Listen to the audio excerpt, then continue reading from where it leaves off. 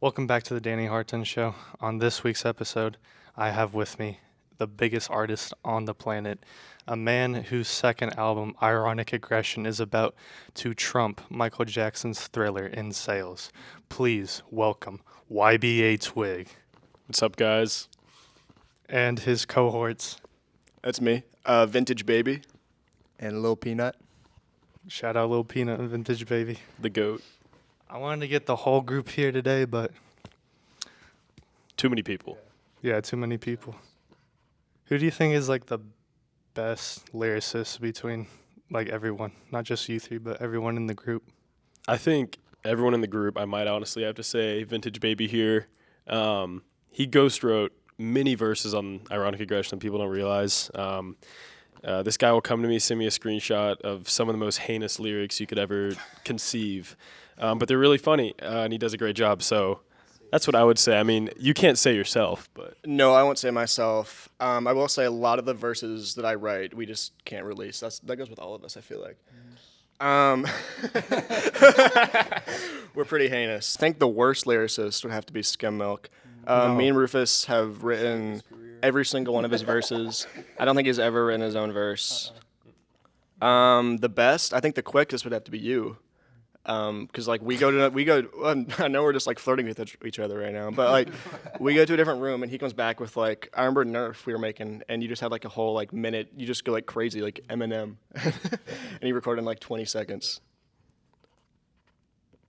I guess we're doing this. I'd say most creative, probably Lord Young Primate. I don't think we've seen quite a verse like that, maybe ever. And he came with a crazy flow, crazy lyrics. I think that verse gets the people going, and not everybody understands it, but I think it takes a little bit of a higher brain function, brain power to maybe get all of it. So I'd say, yeah. Yeah, Lord Young Primate, he's definitely like gonna like push music further. You know what I'm saying? Agreed. I mean, Playboy Cardi, you have to like watch out because Lord Young Primate, I mean, he's coming for you. Absolutely. He's got competition. Yeah, you gotta talk with it like right there. He's got competition. All right, really? So Skim Milk didn't write any of that shit? He sucks. He sucks. Maybe one or two verses, not bars. He did write all of his Ironic Aggression verse. We got to throw that in there. That was all him. One of his best verses as well. I think Skim Milk, while he might not write all of his verses, his delivery is impeccable. It's super intimate. You know, you feel like you're in the room with him. He just has that cute little tone in his voice, and it really can't be replicated by any of us. So it doesn't really matter who writes it. He's going to deliver, kind of like Drake. I mean, I know if you've heard the song Things to Prove, Christian really just was in his 2011 Drake bag with that one. So that's True. what I have to say. Skim Milk is definitely the Drake of the group because I mean, if the lyrics, I got clout, something, it's a route, and I am Netflix, you are Peacock. If any of y'all said that, I would honestly probably just like block you guys. But We since wrote that. Skim Milk said that, well, yeah. But since Skim Milk delivered those lines, you know what I'm saying? Like he really is the Drake of the group. If y'all are ghostwriting for him, I will say Skim Milk does have a tendency on his own verses to default to rapping about moms and his infatuation with them. I noticed that. Yeah. I don't know if it's a fault or a flaw. I don't know. I think it think- works for him. I think it works for him. See, like with the group, you all play to your strengths. You know what I'm saying? You probably need to keep Skim Milk in the MILF corner, so you get that. That's where we got him. So you get that market, towards you guys. I mean, if Lord Young Primate said that, like I don't know, y'all would probably like be in a penitentiary with Dr. Batman right now. We got a true fan. Yeah. Yeah. Let's talk about Billy Wildest, one of the most underrated members. Absolutely. Like I don't know. Let's just talk about him. What a great guy. Yeah, so Billy Wildest, actually his first verse that we recorded, it was during 2020 for album 1. We did a lot of sessions in my car because we just like literally had nowhere to go, lockdown and all that. So pretty tough environment to record in. It was unprecedented. It was unprecedented, and so Billy Wildest gets in my car, and I'm thinking like, is this guy really gonna lay down a verse? I was doubting him a lot. I'm gonna be honest. and he just starts spitting over that black tie beat, those pianos, and I was like, wow, we have something special here. So definitely had to bring him back for album 2. Bit of a weird verse on The Verdict, but nonetheless, we love him. And, as long as he, we have a saying, perform or you're off the album, right? So as long as he performs, he'll be on album 3. But, I love the guy. He's been great for the group.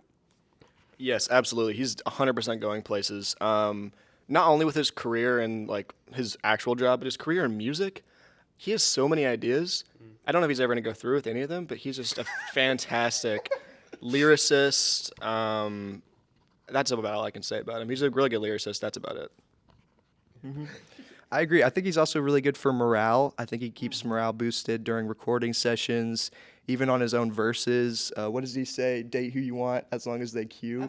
That's awesome. That's the rallying cry. Yeah, I love what he has to say, and I hope. Oh yeah, totally. And I hope that he brings something just as good for album 3. Tell me the story behind Babeopolis. You want to start? Okay. We were walking around in 2020.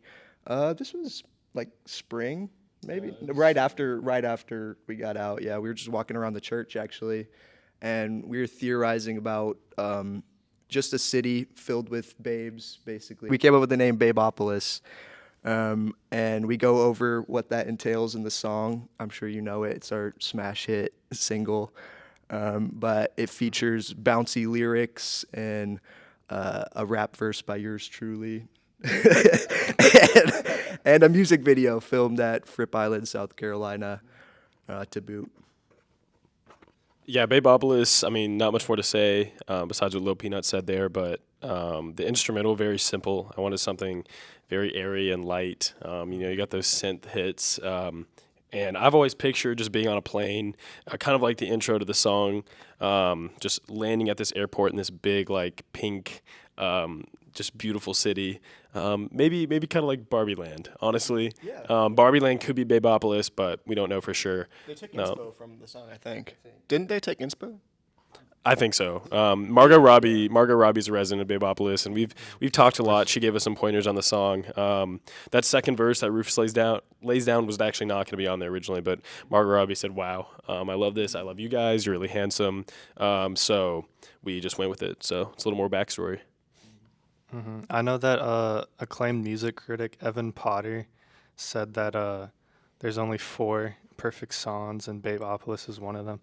I think I disagree, but hold on. I would say the actual 4th pick for perfect song is "Seeing Limos," because I think that's unironically the best song y'all have made. Thank you. I appreciate that. I feel like a lot of people haven't seen Seeing Limos how we intended it to be seen. Obviously, it's a story about our success after album 1 and, infatuated with money, all this stuff. Obviously, it doesn't fulfill you, right? That's kind of what that was about. We actually, Theo's on that. He he wrote 2 verses. The first one was awful, so I'll let him talk about that a little bit. Absolutely. So you got to understand, Danny, when you're in the pressure of writing, like Michael tells me, I'm on in 30 minutes. I got nothing. I got to scram to get something. I got to start writing. My mind's going blank. I'm thinking about my life, like we were talking about, all the downfalls, the pitfalls of fame. Like my house is so big, I'll get lost, all that kind of stuff. So I wrote a verse, and one of the lines was, how'd it go? I was talking about how no one truly loves me, but I said, thankfully, loving myself isn't too hard, so I'll be okay. It was an egotistical line that fit with the character I was writing for, and I thought it was one of my best lines ever. Well, when we played that line back for everyone, the residual nausea felt in the room. We were like, no, this just can't be on the album. And, I love Theo. I love his lyricism, but it's kind of like Rick Ross on Devil in a New Dress. Kanye was like, no, this verse isn't good enough. You got to rewrite it. He rewrote the verse the day before the album came out. That's kind of what we did with Theo. And, I think the verse came out great for both of us. So it just shows we really push ourselves in the studio. It's serious in there. No smiling, no giggling, no tweeting. For Skim Milk, he's not allowed to tweet.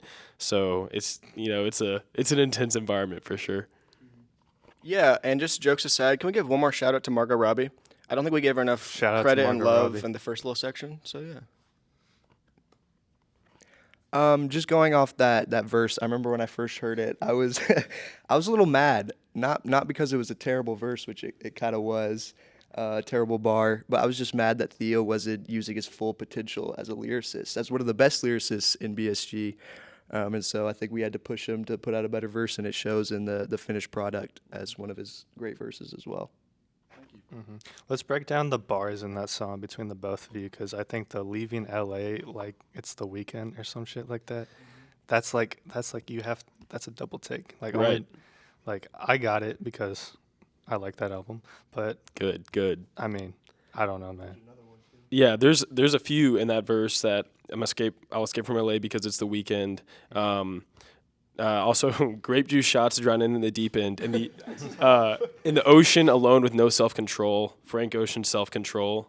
That was another one that went over people's heads. But I mean, I believe that verse was one of my best written verses. I agree. Like I said, I feel like the song goes over people's heads, but ultimately it's just for us, so we enjoy it. If the fans don't like it, they don't. But yeah, I'm surprised you caught the weekend bar. You're the first I've heard that's caught that, so I really appreciate that. Yeah, I think it's important to remember when writing that we're writing for ourselves rather than for our fans.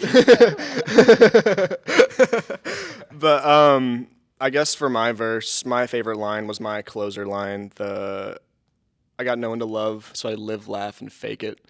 That's my favorite one. I'd like the emphasis. The production really carried like the punchline of the verse. So Builds up. exactly. Yeah, Rufus, do you have any input? I wasn't on this one actually. Okay, take me through, seeing Limos, production-wise, it's different from all of your other songs, and I also think it's, the best, your best production ever, at least yet, thus far. So, do you want to take me through, that? I know you were probably training and grinding for years, Young, what's your name? You're not the... YBA twig. Not young twig anymore. I got Yeah. in some trouble because of that, but that's a different story. Yeah, I'm sure young Michael, when he was first starting, when he was first starting making production and stuff, he could not have made that. So really No. take me through, your process. So Seeing Limos was actually made around Christmas time of 2020. So I think it was before our first album even came out. And we'd come up with the idea, and I wanted something kind of somber, kind of grand sounding. And so I actually followed the drum pattern of Flashing Lights by Kanye West, which you'll probably notice, put some strings in. And then I had the skeleton for it for a while. We wrote for it. And then after we wrote, I put in some other synths in the background. And then you have that slow synth transition into the outro, which is Departing Babeopolis. But funny enough, we had that made a long time ago when I was still at a point where I don't think I was as good production-wise as I am now. I'm always learning and stuff, but that's a really old cut, honestly, from album 2. I got you. Yeah, so when Michael makes these beats, a lot of times we like them, but we don't see the full vision like he sees it. So that happened with Seeing Limos. I remember he wanted to put it, I think, on the first album. And we were like, yeah, it's good, but it just isn't what we want it to be. And then we released the first album, and a couple months later, he showed us, the new, upgraded beat that he made. And we're like, oh, my goodness, you were right the whole time. And the same thing happened with Stand Up, I think. He played the beat. Or it was reverse, wasn't it? Yeah, I'll let you talk about that. Yeah, so Stand Up, which is on album 1, a song just about internal woes, nothing else. All right. Anyways, so the beat for Stand Up, this was album 1. When I was making a lot of these beats, I was using a lot of samples because I wasn't at a point where I was making my own melodies yet. And I had this beat, and I was driving around, driving back from someone's house with Theo. And I play through some of my beats sometimes. And I played the Stand Up beat, and I was like, I don't know about this one. I don't really like it that much. And Theo was like, no, we got to record on this. Turned out to be one of the catchiest songs, maybe the best song from album 1. So yeah, that's another little funny anecdote for the true fans out there who love Stand Up. So Yeah, I'd have to say good call on not releasing Seeing Limos on the first one, just because you released Babeopolis on the first one, right? And then you release Seeing Limos on the second one, that like it's just a good combo. Like you have to listen to like the entirety of the first album to Right. truly appreciate the masterpiece that is Seeing Limos. Thank you. On the second one. Yeah. Are we gonna get a third like a third Babeopolis episode on the next album? We haven't really thought about it. We know that we've arrived at Babeopolis, we've enjoyed it, and we've left Babeopolis. Could there be some sort of coup internally at Babeopolis, like you see it on the news, and we need to, commentate about it? Maybe. But I don't know that we're going to be taking ourselves on another trip. But it could be some sort of foreign affairs issue with Babeopolis that we document on album 3. We haven't really thought that far yet about that specifically. Is there a second city or maybe like location that could? That's possibly- classified. That's classified. That's classified. Okay, all right. I guess we'll just have to wait and see. Exactly. Album 3. Yeah, but good segue. What can we expect from album 3? Album 3 sonically is going to be kind of the paramount of everything we've been working towards. Obviously, it's harder for us to work together now that we're all at college.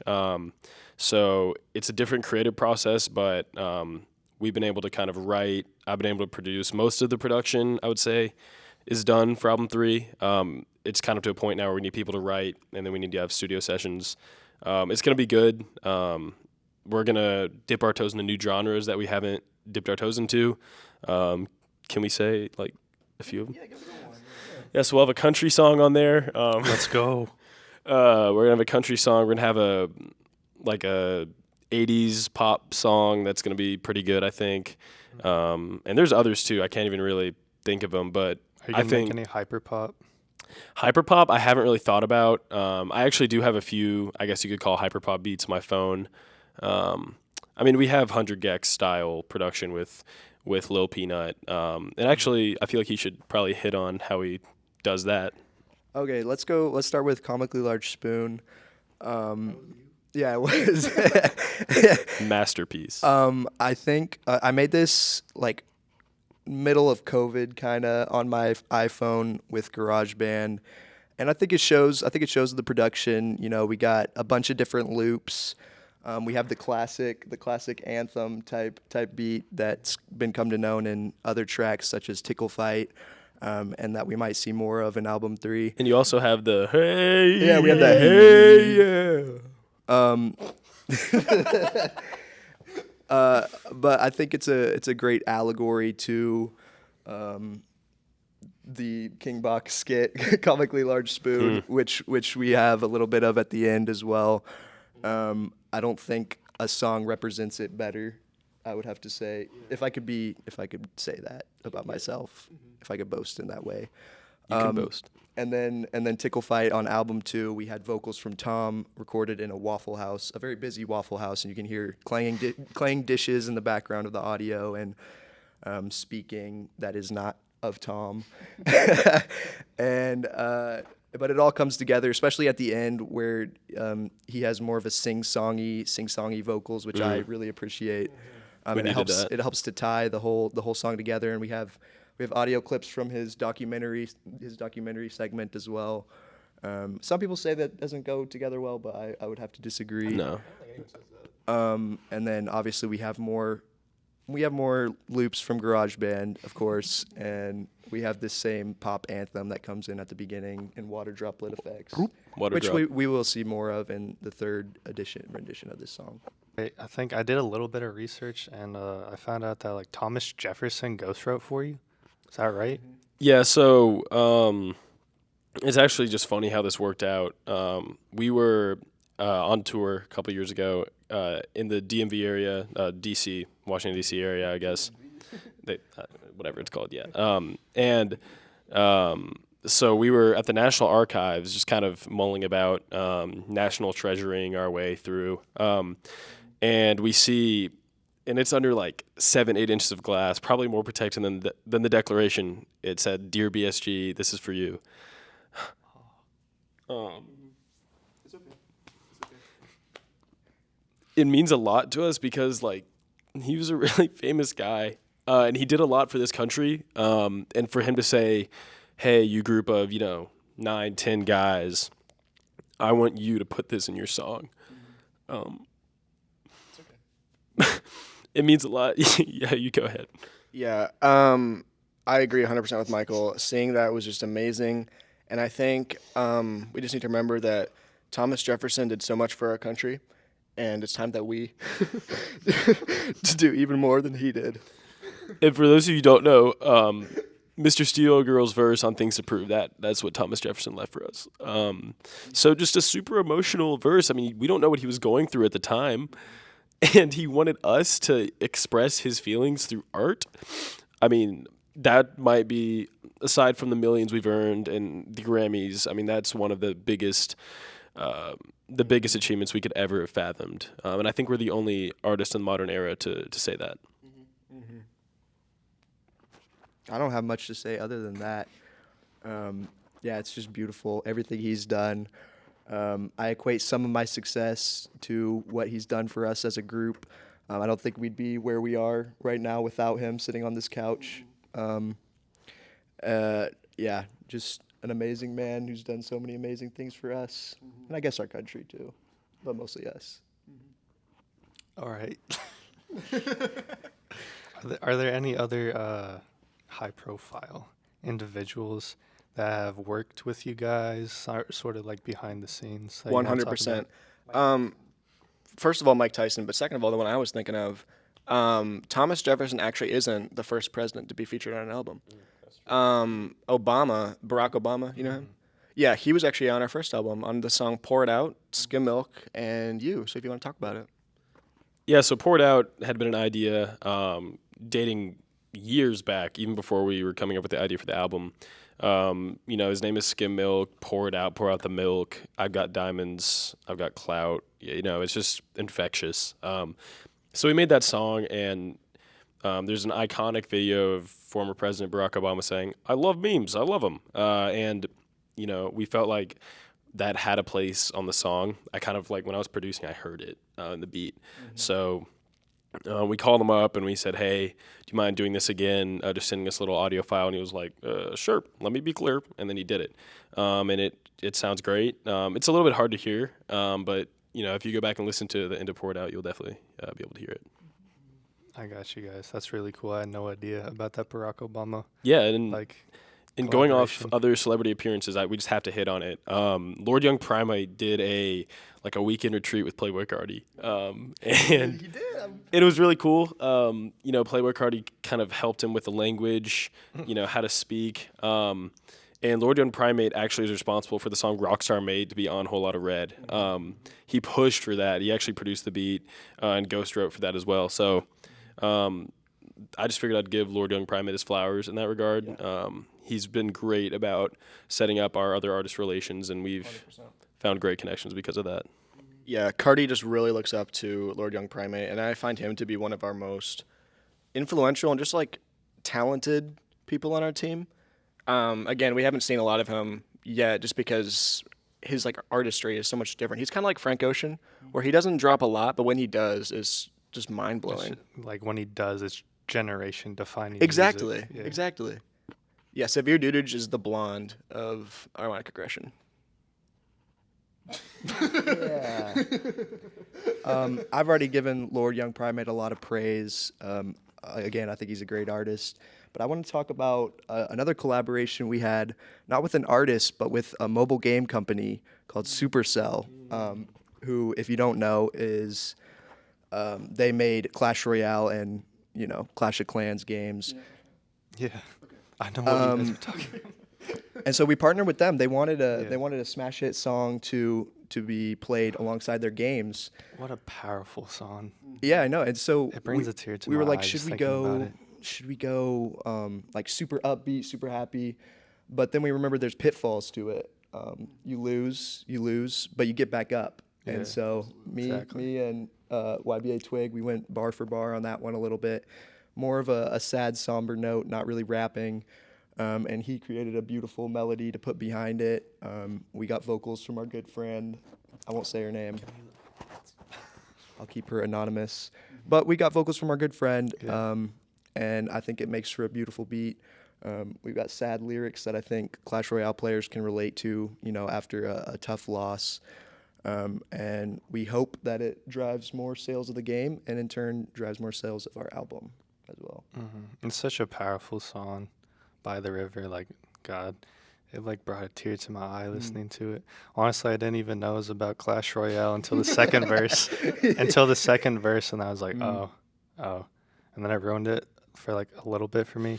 And then by the end of the song, like I was like, nah, this right here, this is a powerful song. And that's exactly what we want to do with the outro. Clash of Clans, Clash Royale it's not just a game, right? There's emotion behind that. And we figured what better to talk about on this really like one of the most beautiful things I think I've made. What better to talk about than Clash Royale?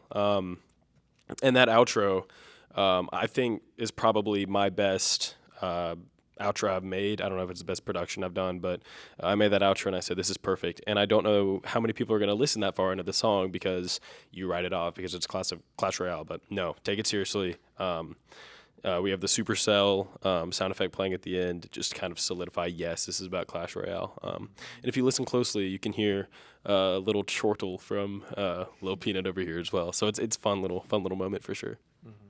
Can you recreate it for us?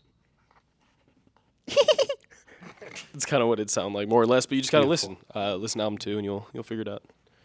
Let's talk about Tom, aka BST. I mean, he's kind of like maybe the backbone. I don't know. From an outsider looking in, he seems like the backbone, at least to me. Do you want to talk about what BST means to you guys? Well, the reason he's the face of the album in today's America, today's society, let's be honest, sex sells. So we had to put him as like the cover because he definitely drove up album sales, let's be honest. And he just provides so much support for our team. He's, again, like you said, a backbone. And he really just leads us. And he's the one that like drives us to keep meeting up for recording sessions, keep writing our lyrics, keep telling Michael to produce. It's all really just Tom. Gotcha. Yeah, when I was making the album art for album 1, I was thinking who embodies BSG, and I was like, well, Tom. So I got a picture of him in a tuxedo holding one of our Grammys. And that was album 1. Album 2, I figured we'd just stay in theme. And if you notice on album 2, it's a crime board. Every single person's eyes are blacked out except for Tom's.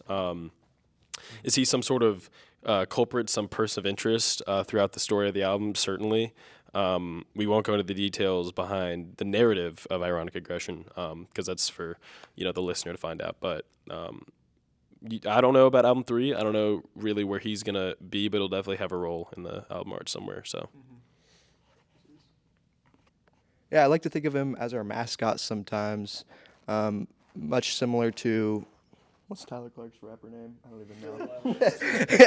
even know. Much like Billy WildE, he's good for morale. But also, when you think of BSG and BST, he was one of the first named members. Not the first to have a rapper name, but when we came up with BSG, he was one of the first to have a BSG-centered name. And it just rolls off the tongue with it. And so I think he embodies us very well. He might not have the most verses or the most production of songs, but I don't think it really matters, and I think he'll continue to be doing that for us in album 3, kind of embodying what we want. Absolutely. He's a fan favorite. And I think, I don't know if a lot of people know this, but it's actually his father who opens and closes our second album. People thought it was like a celebrity or like a president or something like we normally do, but it actually was Tom's father. Shout out to Tom's dad. Also, shout out Margot Robbie one more time. Yeah, shout out Margot Robbie for sure. I actually have a question for you. Sure. Obviously, you've listened to our albums. There's been murmurs in the past of you making an appearance on one of our albums. Are you going to be appearing on album 3? I know you've been talking with our management some, so. Yeah, I'm just waiting for the invite. That. It's official. It's official. What's your name going to be on the album? I feel like we've discussed this as well. Saint Bebop. Saint Bebop. It's perfect. It's perfect. We'll be in contacts. We need to have a session soon. We will be having one soon. So For sure. All of your songs are very distinct, like on both albums. You can't really compare one song to another, except for 2, and that's Black Tie and The Verdict. So take me. I know Black Tie was done in like one take. I want you to sort of tell the story of Black Tie. This is what I want you guys to do. Tell the story of Black Tie. Tell me the story of the verdict, and then tell me like individually which song do you think is better. So Black Tie, we kind of pick a color for each album. The aesthetic. Album 1 was purple. We wanted like grand royalty. The instrumental for Black Tie really exudes that. It's arching pianos, guitar solos. It's beautiful. And I wanted to make a beat that we could throw a bunch of people on this grand finale. So the beat doesn't do too much. It leaves room for the artist to just speak their mind. And Black Tie is kind of just this culmination of album 1. It's like we did it, we've done it. We're wearing our black tie. We're at the award show holding a Grammy, right? And then the verdict, I included my verse, "Rip up the black tie, we're burning the tux." And it comes a couple songs after seeing Limos. We're different on album 2. We're not the same people. We're not as infatuated with our own fame. We're more self-conscious of it. And so I wanted a bit of a darker sound on the verdict. So very simple, like a warm synth pad and drums. That was pretty much it.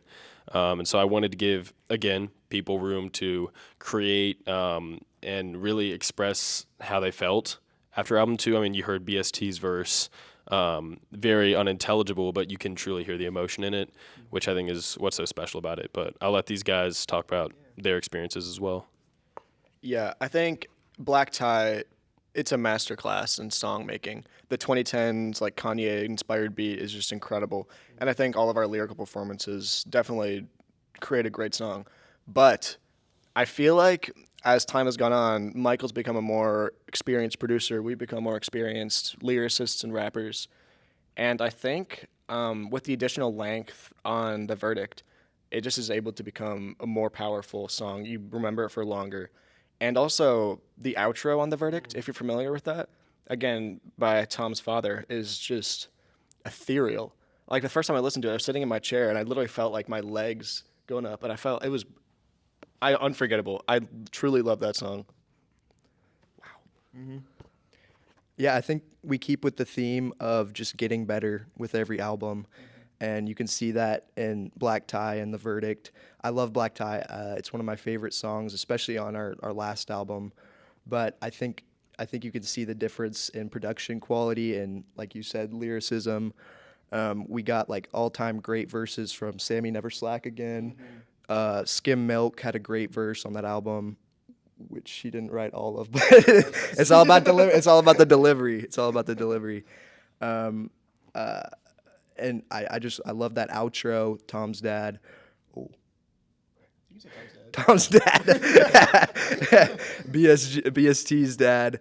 And his verse, BST's verse was it was different. I liked it. He was going for a new thing. I wonder if we'll see more of it in the future. I'm not quite sure what's going on in his head right now. But yeah, I love that outro. I love that whole song in general, and you did a very good job of letting everybody do their own thing on it, and it shows in the production and the lyricism.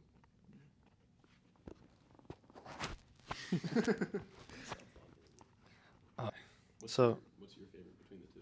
Black Tie. I like Black Tie more. I don't know.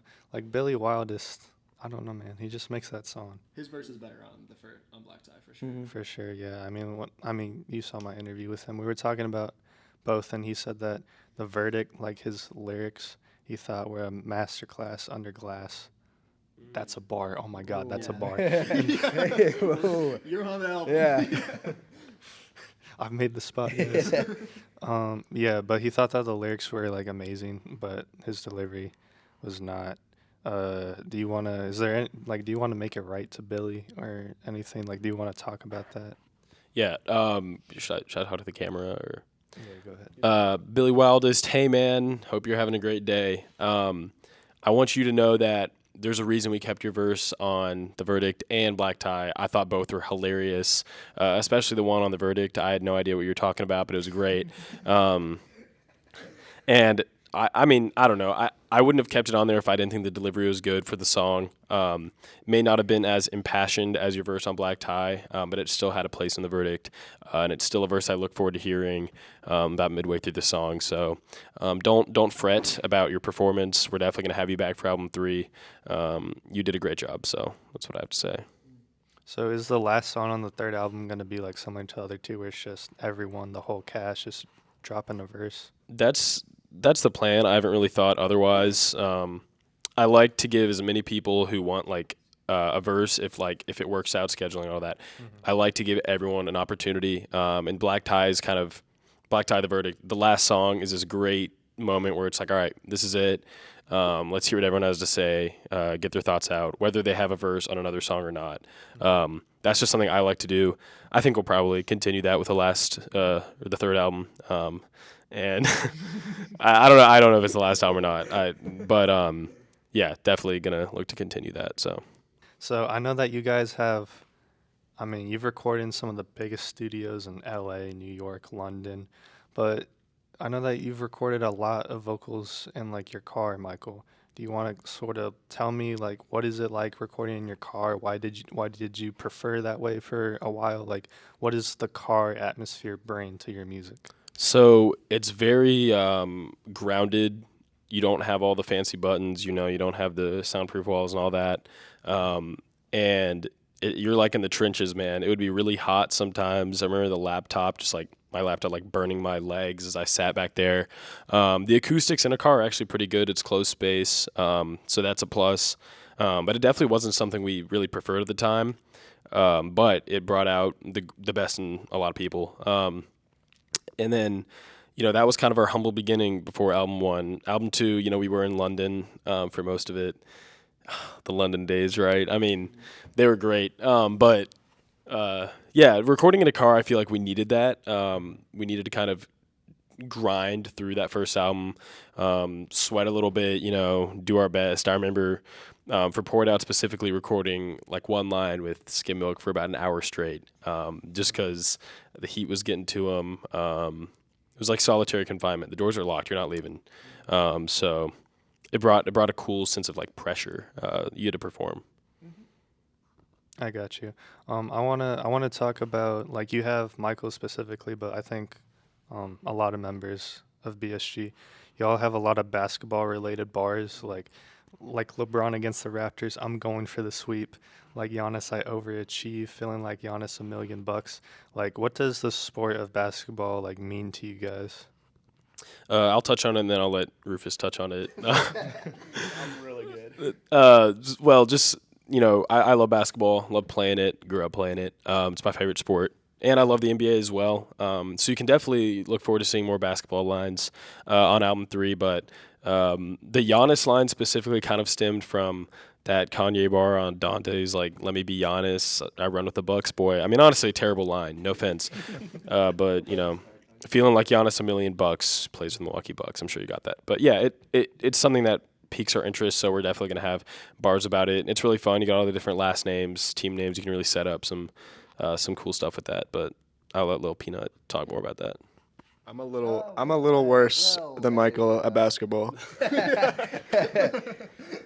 Yeah, I love the game. Like Michael said, I grew up watching it. I think the best part of it is making all these bars about players, and then you get to meet them in real life, and they tell you like how much the bars meant to them and how much the songs mean to them. I know. Such a humble guy. He really is. He really is. But that's my favorite part is meeting players. And I've honestly become good friends with Derrick Rose. His prime did not last long enough. He got injured, sadly, but he's still out there balling, and he gives me a lot of inspiration for my verses and my basketball skills. So shout out Derrick Rose. And shout out D Rose. Shout out to all the other players we've mentioned. And Tobias Harris as well. Did you mention Tobias Harris? Shout out Margot Robbie one more time. Margot Robbie Shout as out well. Margot Robbie. What's like your favorite teams and players? I'm a big Dallas Mavericks fan. I love Luka Doncic. Dirk Nowitzki is their legend, so I rock with him as well, but mostly Luka Doncic right now. And I love LeBron and Derrick Rose. We we spun a wheel, so I'm forced to be a Warriors fan. Forced. That's I'm so not a Warriors tragic. fan. favorite Warriors player? No. No, who's your favorite? Mm-mm. You His look like a favorite- Wiggins guy. His to me. favorite Warriors player is Jonathan Kuminga. Yeah, some would say. I'm a big Grizzlies fan, being from Tennessee. Grew up watching, the grind city era. Tony Allen, Mike Conley, Zebo. Now we're at a point with the Grizzlies. It's a bit unfortunate with Ja Morant situation. Dylan Brooks is gone. Don't really know what's going to entail next season, but I'm plotting. I think I'm going to probably include a couple Grizzlies-related bars, maybe a Taylor Jenkins line, head coach at the Grizzlies. So that's who I'm rolling with. What about you? Well, I'm a Grizzlies fan as well. Let's go. I think the Suns need to sign Dylan Brooks because I think that'd be hilarious. Bradley Beal, Devin Booker, Kevin Durant, DeAndre Ayton, and Dylan Brooks is probably the funniest starting five I could ever think of. And they have no depth right now. They have no bench. So throw Dylan Brooks on the bench. And they say whatever you want about Dylan Brooks. He's a good defender. Yeah. That's just He a is. fact. It's a They fact. should. Silence the narrative. Dylan Brooks is not a terrible player. He's not going to the Guangdong Tigers. But he is not great. He's not very good either, though. He is no star. How do you guys feel about the Nuggets' first championship and actually just take me through watching the playoffs this year? Are you guys happy with the result? What kind of emotions were you feeling during these playoffs? So we were doing a press tour for our album during a lot of the playoffs. So we got to go to Miami, which is pretty sweet. We were in a box seat with Tua Tagovailoa and Tyreek Hill, two Miami Dolphins players. Really, really humble guys. And it was fun. I mean, I think that experience, once the Grizzlies were knocked out, made me want the Heat to win, see Jimmy Butler get a ring. Didn't happen. Happy for the Nuggets franchise. They never had a ring before. So, I mean, you can't really complain, but it was a bit of a underwhelming, Nuggets in 5. Just not what you look for. But the memories we made along the way were incredible. I think just talking about the playoffs in general, there were some good first round games. I think Kings Warriors comes to mind, goes to 7. Curry scores 50 points that game, most in a game 7, even though Jason Tatum in the same playoffs beat that in a game 7. But my Mavericks weren't in it last stretch of the season. They get Kyrie and everything kind of just falls apart. I don't know who you want to blame there. I don't want to blame any because I know these guys. So I don't want to hurt Great anybody's guys. feelings. Yeah, Great great guys. good basketball players, just didn't make it this season. But I think the finals kind of just rubbed me the wrong way. Nikola Jokic, and again, I know this guy, so I won't be too mean. I think he plays a very boring play style. I don't really like watching him play. I mean, he knows it. You talk to him. He knows he's boring. Yeah. I mean, it's no disrespect. I know he's a great player. He scores incredible amounts of points, gets a triple-double every game, and he's going to go down as a great, and he's already won a ring, so he's on the fast track to that. But you play really boring. And so I wanted the Heat to win. The Heat aren't underdogs. They have however many rings, 3 or 4. You're a big overdog guy. Yeah, but I mean, in this series they were, and I wanted Jimmy Butler to get a ring. Right. We both did. I agree 100%. I don't really watch basketball very much, but Sounds good. I have to say, Jokic's play style makes no sense, but it works, It does. and that's why I like it. Yeah. If you watch basketball from the '60s, he plays like that. Yeah, he plays like the Plummer era of NBA. He plays like this 7 foot tall, slightly overweight Serbian man is playing like a plumber, but it works. He has 2 MVPs. It makes no sense, but it works. He should have had 3. Yes, he absolutely should Embiid should have not had 3. have. Yeah.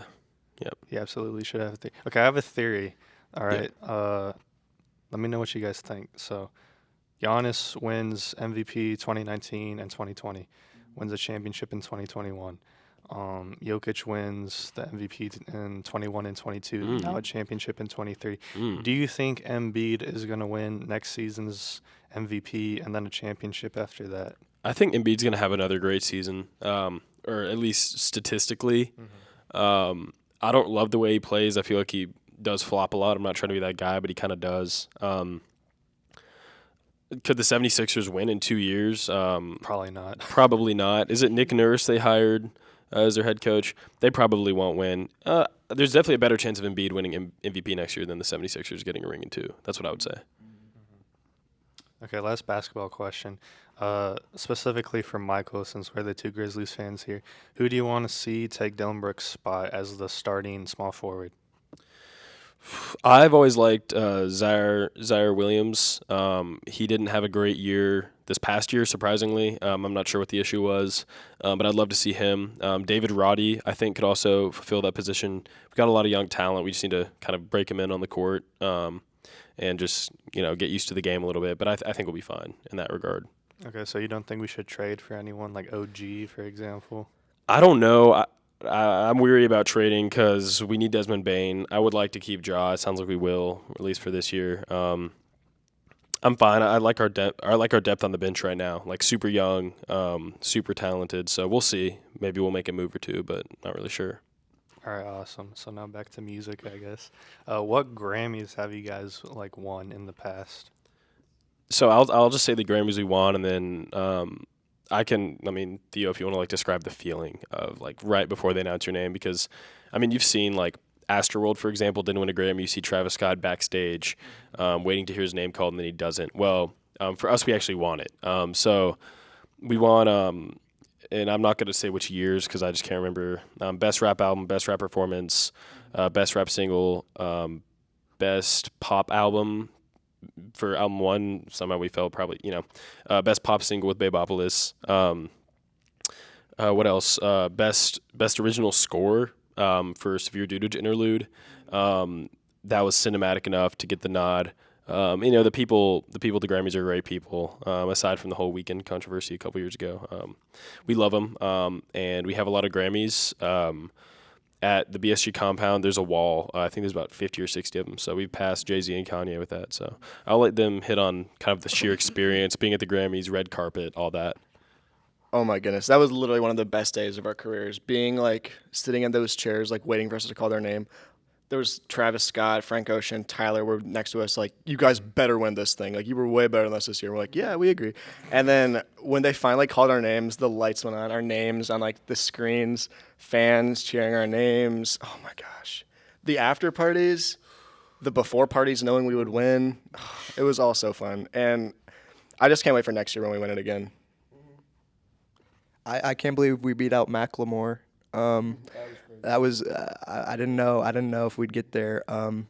But getting up on the stage with all the guys, you just win best rap album of the year. Like Dio said, we got some stars sitting at our table telling us we're great. It's a crazy feeling, people that you look up to, knowing that your album's better than theirs. It's wild, and getting up there and being able to do it together. We came from nothing, and now we have the best rap album of the year, and we're getting a Grammy for it. Even though we have so many, that was our first, so it feels good to reminisce on it because it always means a little more when it's the first one you got. Our debut Grammy. More to come, too. More to come. That should be an album debut Grammy. That goes hard. Vintage Baby. I want to talk a little bit. I watched the documentary you guys made for the album. So you and Skim Milk, you guys, you kind of did some method acting for a while a particular song titled For a Week. Do you want to get into the experience of making that song? I'll talk about that, yeah.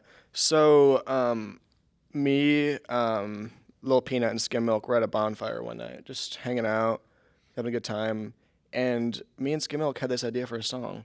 Originally it was Would You Love Me for a Week. We cut it down to make it flow better. But anyway, For a Week was the song idea. And the whole premise, for fake fans who don't know, we play a character who dates so many women, he only has time to date a certain girl for a week because he moved on to the next one. And if you watch a documentary, you would know, but we were just really struggling to write. We just, writer's block, essentially. And for both of us, it was embarrassing, honestly, because normally we can pump out lyrics really fast. So we sat down and we're like, listen, the only way to do this is to do it like a documentary. No fiction here. We'll just write about our experience. So for the next, it was months, I think. Was it? We just dated an unhealthy amount of women, just copious amounts, just girl after girl after girl. I think, how many weeks was it? Do you know? 36 weeks. So that's 36 girls a piece. That's a lot of girls. I don't know if you realize. My phone, half the contacts are just like random girls. It's crazy. And I felt bad, but I think the final product made my morals worth it.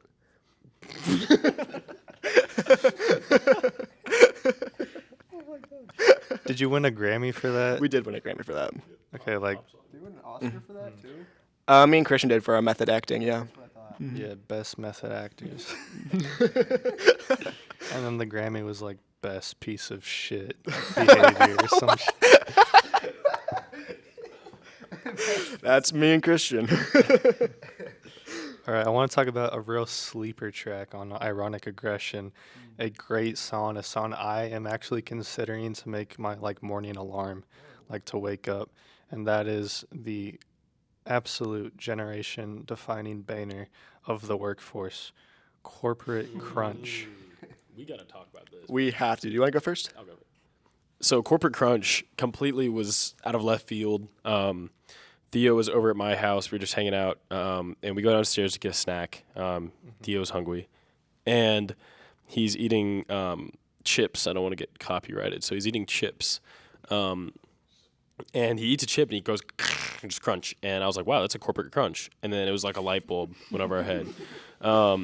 We went upstairs. I wanted to make like a Cupid Shuffle type, just little simple beat. Did that like efficiently. It was like a 5-minute beat. And then we recorded it. We were done with the song in like 30 minutes. It was the most productive we've ever been. And there's a lot of lore behind Corporate Crunch that I don't feel like people realize. So I'll let Theo kind of talk about that and even just the process of writing the lyrics too. Yeah, so like you said, it's a Cupid Shuffle type beat, but it's also a serial commercial for the working class, with Bootsy Collins inspired vocals. The Weeknd's Don FM dropped pretty recently before that, and his song "Every Angel Is Terrifying" inspired our little outro. So it's really just a combination of different genres, different song styles, which is kind of what we do best, is creating like a mix mash of genres.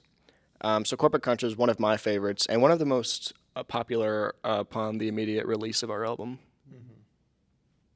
Yeah, it's a great song. It's just, I don't know. I think we need to like mandate it in America. Like when you walk into your white collar job, like everyone has to do the Corporate Crunch before. Maybe we could even have like a afternoon Corporate Crunch, to really get the blood flowing. You know what I'm saying? We're working on granola bars with Kellogg right now. So we have the cereal, but for the afternoon snack lovers, let's say you don't want to bring in a bowl of cereal and milk to your work, put it in the fridge, soggy, right? So granola bars are up next. Just Granola bars. granola bars. Never mind. We have a line about granola bars. We do. Yeah. Okay, so next question. I think, so obviously I met you guys while you were making the second album, so like before it came out. My memory may be incorrect here, but Michael, I believe you sent me the instrumental to Severe Dudage, and I think, I could be wrong, but I think your idea for the song was like lyrically was extremely different than what it turned out to be. I think it was more about werewolves or something, but it didn't turn out that way. Do you want to sort of talk about the evolution of Severe Dudage? Yeah, so I made the beat, and I think I had like a wolf howling effect in the background at the end, and I was like, I don't know, it's just this crazy beat. This was around the time Whole Lotta Red by Playboi Carti had come out, so I wanted to kind of have my own spin on that. But yeah, originally I don't remember. I probably did say something like that. I don't really know. But then we had the idea to make an interlude about a lot of dudes, which we coined Dudage. And that's kind of what it is every time. It's Severe Dudage every time we're in the studio. Crazy ratio. It's like 11 guys to 0 girls. So yeah. So we came up with this apocalyptic, scene called Severe Dudage, and we made that in the Severe Dudage interlude. You got people screaming, gunshots. I mean, it was hard to make, to put yourself in that sort of mindset that you're just in a disaster. But we made that, and then it was just kind of this hook, Severe Dudage everywhere I look. What is it? We'll reel you in while you're alive. You won't get off the hook. So pretty simple. And then NSA Sammy did his thing. I mean, seriously an incredible verse from him, and he did that so quickly. I remember he came through the studio and did it in about 10 minutes. So that's kind of what it turned into, and I'm happy it turned out the way it did with Lord Young Primate at the end as well. Amazing verse. So, and the outro. I think the outro, the little 20-second outro to that song is like one of the best things I've made personally. So. I don't remember what song it was, but I did hear saxophone on one of your songs. Did you guys sample that, or did Lord Young Primate's brother, Sensei David, lay that down for you guys? I'm not sure what song. It might be Tickle. It's probably Tickle. Yeah, it was probably a song Tickle Fight. I'll let Lil PnuT talk about the saxophone. It was a garage band loop. I got you. Would you ever let Sensei David hop on a track on the old sax? Okay. Yes, we would. We would be happy to have him on album 3. All right, cool. So next question. The song "A Letter to My Beloved," that's like a pop punk song, and Tom just lays out his feelings out for the second time because Taziki's is such a tragic backstory behind that song. But let's talk about "A Letter to My Beloved." Like, are you guys gonna make any more rock songs in the future? Can we tell them about the? I think we should. Yeah, so we have a idea for a song that'll be in the same vein, and we actually have a few artists working on the guitar for this right now. But it's gonna be called "Worst Kiss Scenario" instead of "Worst Case Scenario." This has been kind of an idea for about over a year now, and that's a big one. If you know us or people who are always around us, like, no, worst case scenario is like, it's got to come out. So we're in the process of making that. We'll probably throw Tom in on the chorus, and then we might have other people do the verse, but definitely expect another punk rock song on the next album for sure. Awesome. I want to talk about one of your fan favorite members of the group, someone who's not here today, but he's very popular with your 80% female fan base, Mr. StealYoGirl. He was, I think he's only on one song in the first one, but he seems sort of like the sixth man on Ironic Aggression, coming through with such a beautiful verse on Things to Prove. He's also on the I think a song that's actually being used in like a U.S. military like training now, Nerf. Yep. And I think military. I could be wrong, but I'm pretty sure he's on the last song as well. So you guys want to talk about Mr. StealYoGirl? Like, what does he really bring to the table? Yeah, real quick. I'll just talk about Things to Prove. We do attribute Mr. StealYoGirl to our Drake style tracks. Things to Prove is kind of in that vein, so we got him on the track. He did a lot of harmonization. I will say, upon initial record, the harmony was completely off pitch, so I had to go in and doctor it a little bit, but now it sounds, these just surround sound vocals, kind of like a Bon Iver song. It's amazing. So we have another cut coming in. It's a Drake style track. I really want to put it on. We'll see, and we'll probably try and get him for that, but yeah. Yeah, he's a great guy. Such a true romantic, one of the last. I remember sitting in the studio, and he was in the other room. We could hear him just screaming, belting. You remember this. And it was just incredible, the passion he put into his lyrics. And for true fans of MSYG, as we call him, on SoundCloud, we decided not to include it on our album, but he has a song called MSYG Freestyle. It is a true freestyle. It's about 4 minutes long, of him just going crazy. It's on SoundCloud. In about 5 minutes. I would check it out if I were you. But it's truly one take. It's amazing. Word. I'll definitely have to check it out. He does fart during his verse. Oh, even better. Freestyle. Yeah. Yeah, let's talk about like the Turkey Bowl. Like, you guys, what is there to say? Y'all were the Dubs for a while, and then you had a tragic loss, but you came back out on top the next year. Do you guys just want to talk about the Turkey Bowl and like what that means to you? First year we played, it was basically a no contest. We destroyed the competition. One of the easiest Turkey Bowls dubs we've ever taken. And so coming off that, it didn't really mean that much because it was such an easy win. The next year, You got to talk into the next year we're going against the, at the time, junior guys. and they just have all the numbers. Senior guys at the time, and they had good athletes. They had the numbers. Trash talking every Sunday they see us, they'd trash talk us, and they were making it seem like we were just done for before the game even started. But the game starts and we're up quickly, and we're beating them pretty bad. They mount a comeback at the end, but Skim Milk actually catches the game-winning pick that stops their drive, because they were about to score, honestly, and they might have won that game, but Christian really saved us there. He bailed us out. And so after that, that class graduates, and we're kind of thinking there's nobody else to contest us. And then correct me if I'm wrong, but then COVID happens, and so we don't have the Turkey Bowl. And so 2021, they actually had it in the spring, which was kind of weird because Turkey Bowl is like a Thanksgiving tradition. And so that kind of threw us off our game. They had some good athletes. Hank Weber, who's committed to Wisconsin. Shout out Hank Weber. He really came through for them, and they ended up winning that game. They beat us by maybe 2, maybe 3 scores. I can't quite remember. Left a really bad taste in all of our mouths, and we vowed that next year we're going to come back and we're going to win this thing for the last chance we have to win it. And so actually it wasn't even that next year, because we played in the fall, right? We played literally that fall, so it hadn't even been a year. And that was kind of a no contest. We kind of destroyed them. We took care of business, and we left our legacy 3-1, which I'm proud of. We really won that game when it counted. And also on our, or it's technically on YBA Twig's YouTube, but we have 2 hype videos we put out.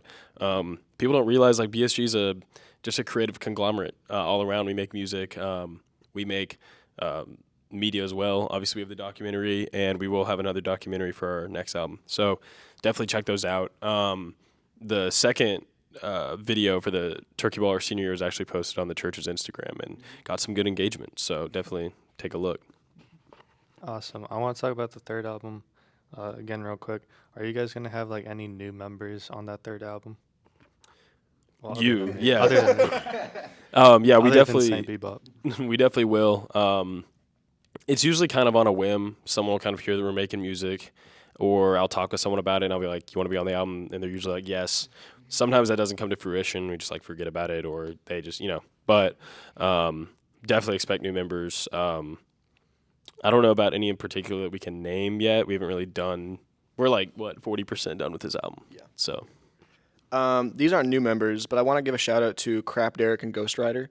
The iconic rap duo coming onto the scene recently. We got lucky enough to include them for one of our tracks on our second album, and expect them to have a much bigger presence on the third album. Yeah. They're very talented. Truly believe that. I think right now in the rap game as we know it, I think Ghost Rider might have the best ad-libs.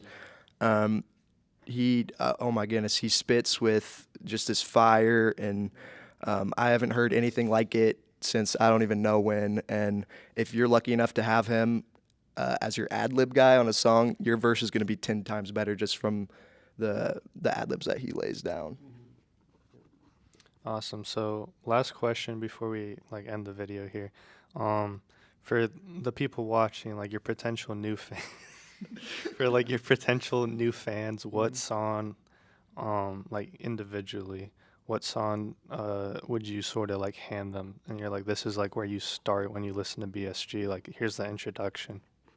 That's a tough question. I would say if I had to pick one, listen to the title track on Ironic Aggression called Ironic Aggression. That kind of shows that we're serious about how the song sounds. What we actually talk about is pretty, baloney. Yeah, I mean, it's all in good fun. Listen to that song. I think it's produced really well. Everyone shows up on that song.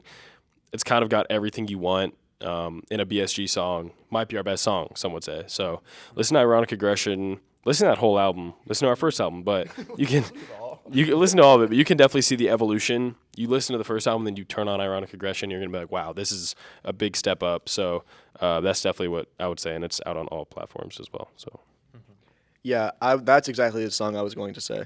Either that or Babeopolis is our most, at least our first iconic hit.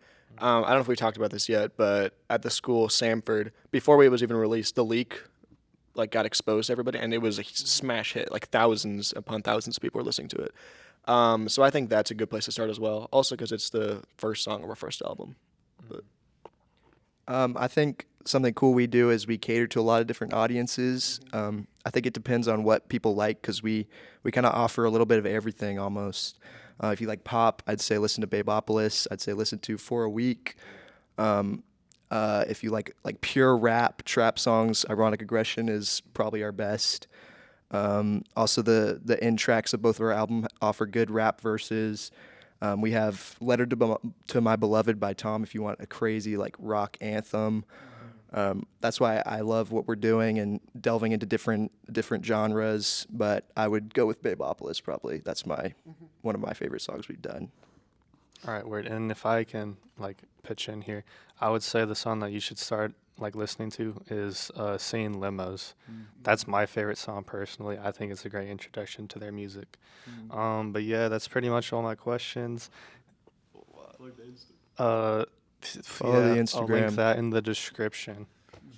So thank you all for watching. Huge thank you to YBA Twig, Vintage Baby, Lil Peanut, and again, huge shout out to Margot Robbie. Huge, the biggest shout out. And I'll leave all their links down in the description, so you all should check out BSG, listen to their music, follow them on Instagram, and make sure to like, comment, subscribe, and share this video with a friend. And I'll catch you all on the next one. See you guys.